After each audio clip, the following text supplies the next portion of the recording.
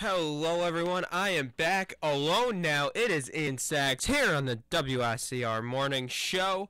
Just a reminder, tomorrow night, tomorrow all day long, will be the WICR Radiothon, starting up very early in the morning at 9 a.m. and taking you all the way to midnight. We have our Halloween-themed Radiothon, so definitely you want to stick around and listen to that. But before that, right now, I'm going to take you through the NFL on Sunday. So I'm going to start it off very nicely. Let's start it off with my favorite team, the New England Patriots, having an absolutely huge win over the Chicago Bears, 51-23, and the big story in this game is Tom Brady having an absolutely monster game, 30 for 35, 354 yards, 5 touchdowns, and his favorite target had 9 receptions, 149 yards, and 3 touchdowns. That's right, tight end Rob Gronkowski. The Patriots are finally clicking on offense. It looks great. It could not have come soon enough. You know, when the Patriots played the Jets Thursday night, last week, week 7, I thought that, this could be, the Patriots' finally breakout game. I've been down on the Jets all year long, so I thought, okay, finally, the Patriots are going to get a big win here. And then it comes down to blocking the field goal at the end, and I think, oh wow, and I all along I've been thinking the Jets are horrible, so I'm like, oh man, if we're barely beating the Jets, this is bad. But then finally they come out and they have this monster game, and really the second quarter was what completely changed the game. Patriots outscoring the Bears there 31-7 to take a 38-7 lead into the halftime break, and that sealed the deal right there. Just a great performance by New England, finally looking like they're clicking and rolling into their matchup with Denver next week in Foxborough, setting up to be an absolutely epic, phenomenal battle in the chapter, another phenomenal battle in the chapter of the Tom Brady Peyton Manning rivalry. Just the Colts rolled this week, the Patriots rolled this week. Both quarterbacks are playing at such a high level. It's going to be such an exciting game. But anyway, now jumping to other games, we had the Vikings and the Bucks. The Buccaneers, my second favorite team. Very disappointing end to this one. Vikings winning 19-13 in overtime. Just good game, exciting. The Vikings scoring on a fumble recovery in overtime and ending the game there. Disappointing way to end it if you're a Bucks fan. Especially, the Bucks haven't had many winnable games this year. Now dropping to, I believe, 1-6. So big win for the Vikings, picking up the win there to now moving to 3-5. I'd say there's a big difference between 3-5 and 2-6. If at 2-6 you're pretty near the bottom, whereas at 3-5, you're approaching 500. So definitely, I'd say a big win for the Vikings because, well, granted they probably won't make the playoffs because in that division you're gonna have to jump over both the Packers and the Lions because really the Bears have just looked horrible so far, or in the last few weeks. So I think that they're moving in the wrong direction. But big win for the Vikings. Unfortunate way to end it if you're a Bucks fan, but the Sunday night game last night, matchup of two epic quarterbacks. I mentioned earlier, next week we have the Tom Brady and Peyton Manning Bowl. Well, last night we had the a matchup between Aaron Rodgers and Drew Brees. So we have two of the best quarterbacks scoring off next week, and then two of the best quarterbacks scored off this week. In New Orleans, the Saints winning the game 44-23. Big win for New Orleans, quite possibly saving their season, improving to 3-4 now, and the Packers dropping to 5-3. But the Saints really needed this win, and they got it. I picked the Packers begrudgingly, or not begrudgingly, but now looking back at it, don't pick against the Saints in the Superdome. They're just too good at home. I think I read a little too much into the records when I made this pick and thinking, wow, the Packers are 5-2, the Saints are 2-4, Packers are better. Okay, I'm disappointed in myself. Great game, really. At halftime, it was all tied up at 16, and then it was that third quarter, New Orleans outscored Green Bay 14-0, and really, I would say that proved to be the difference in the game. And then, of course, the Saints got another 2 touchdowns in the fourth quarter, while the Packers only got 1. So if you look at the second half, it was 28-7 New Orleans. Really great game. Of course, the quarterback play in both of by both QBs was good. Rodgers throwing for 418 yards, Brees 311, 3 touchdowns. So, but Mark Ingram, I really looked at to be as the difference maker in this game. 24 carries, 172 yards, and 1 score.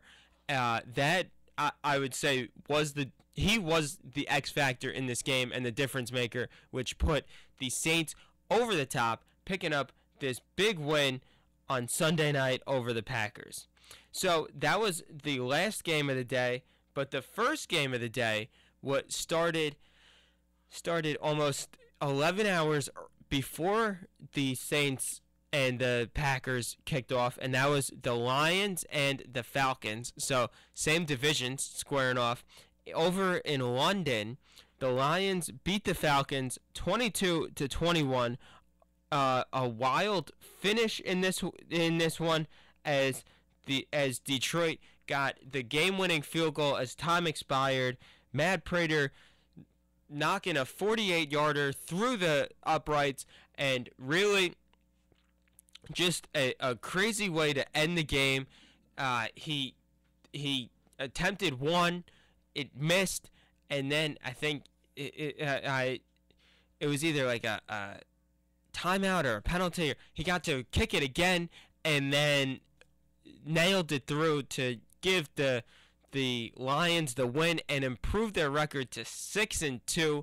Detroit is in the lead in the NFC North at 6-2, 1 game ahead of the Packers now with their loss last night.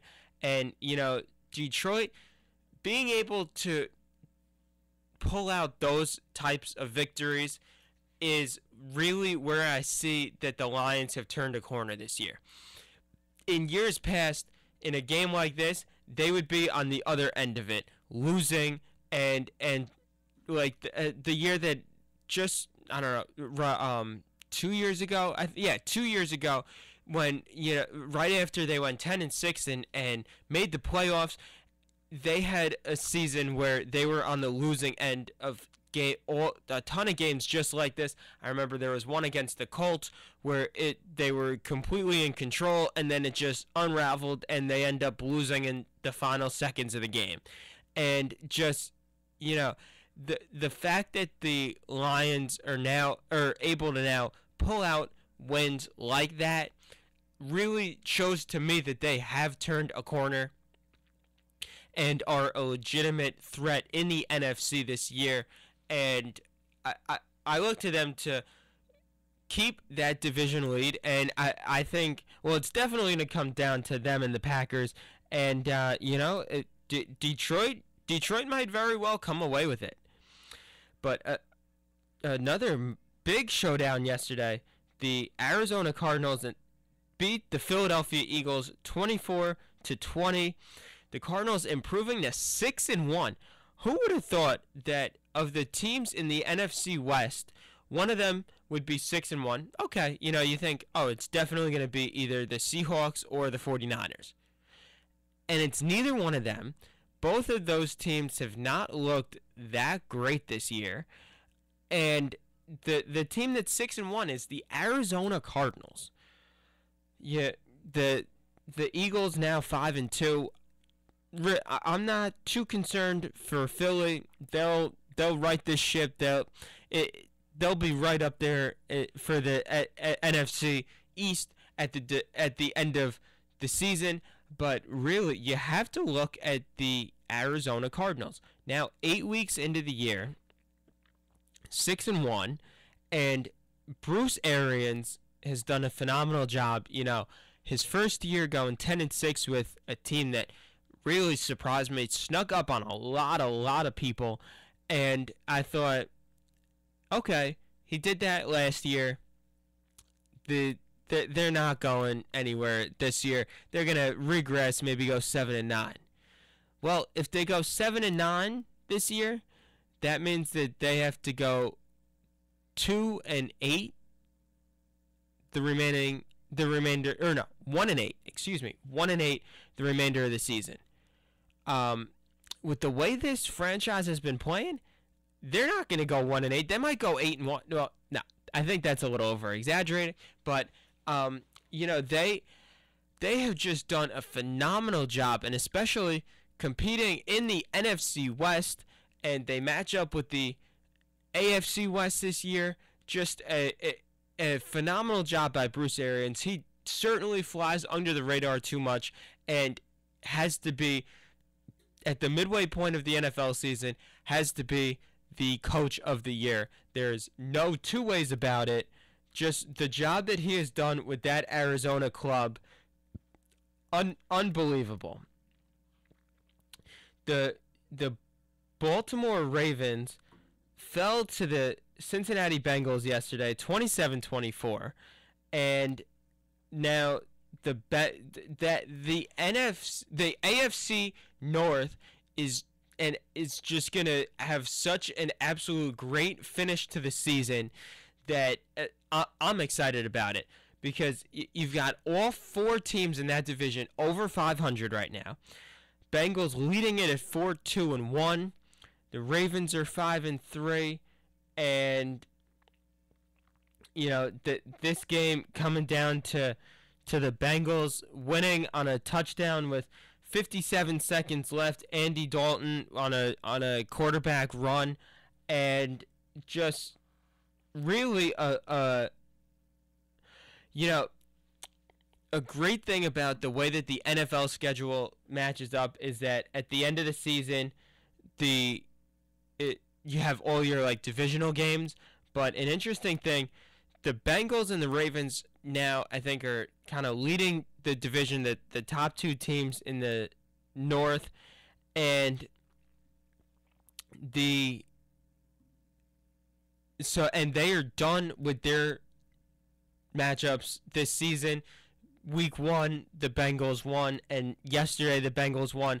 So if they finish tied, the Bengals have the tiebreaker. So really, that puts Baltimore at an even bigger hole in the division.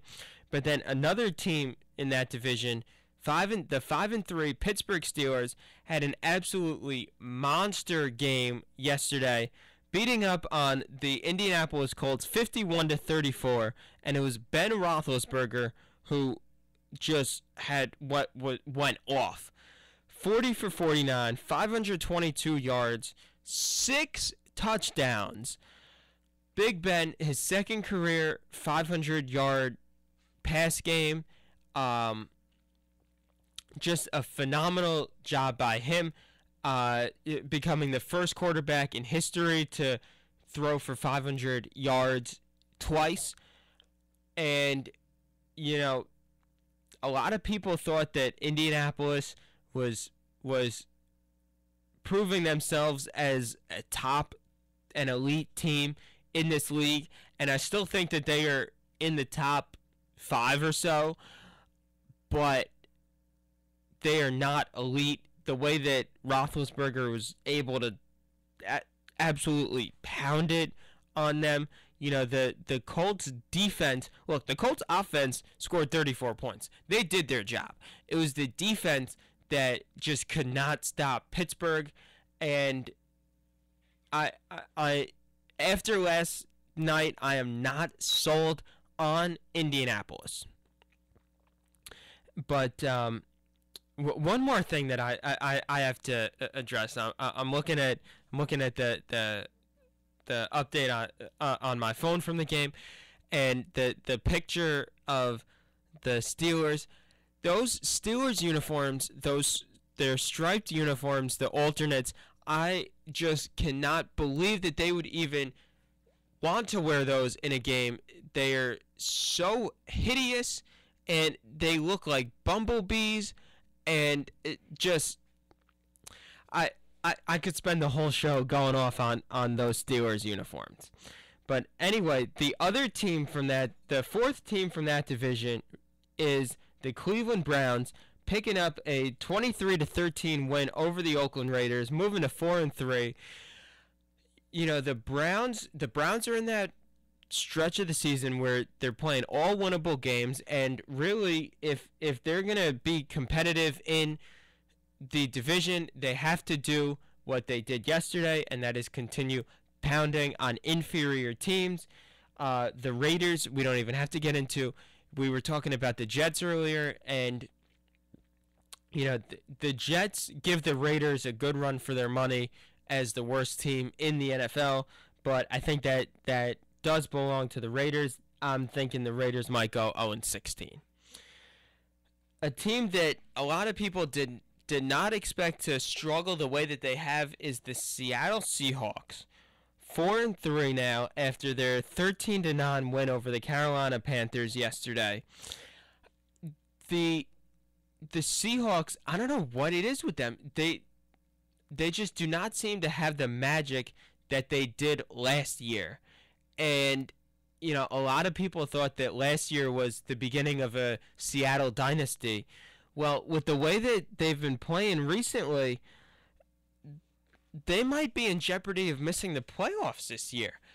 But I think they'll still get there, and they'll work everything out and be there towards the end, or near the end and in the playoffs. But they have not given their fans a lot of confidence with the way that they've played recently, and I'd be a little nervous if I was a Seahawk fan. The Houston Texans pounded the Tennessee Titans yesterday, 30-16. The Titans moving now to 4-4, doubling up their number of wins from last year in half the games. Last year going 2-14. This year now 4-4. Really not too much exciting or anything crazy in this game. Zach Mettenberger getting his first career start for Tennessee, going 27 of 41 for 299 yards and 2 touchdowns. I was big on him when he was in college, and I still expect a lot from this kid. He's really got what I'd say is a bright future in the NFL. The Kansas City Chiefs took care of the St. Louis Rams 34-7 yesterday. The Rams, coming off of their big upset of the Seattle Seahawks, maybe riding a little too high, or just the Chiefs are that good. Kansas City now moving to 4-3. I think they finally hit their stride. Jamal Charles with 2 touchdowns, 73 yards, 13 carries. Dwayne Bowe, 6 receptions, 64 yards. I'd say just a very typical Kansas City win, ground and pound. And, hey, you know, Kansas City, they've got another, not to say that the Rams was an easy win, but they have another very favorable matchup next week when they play the New York Jets. So I look for the Chiefs to just continue to roll there. Speaking of the Jets, 43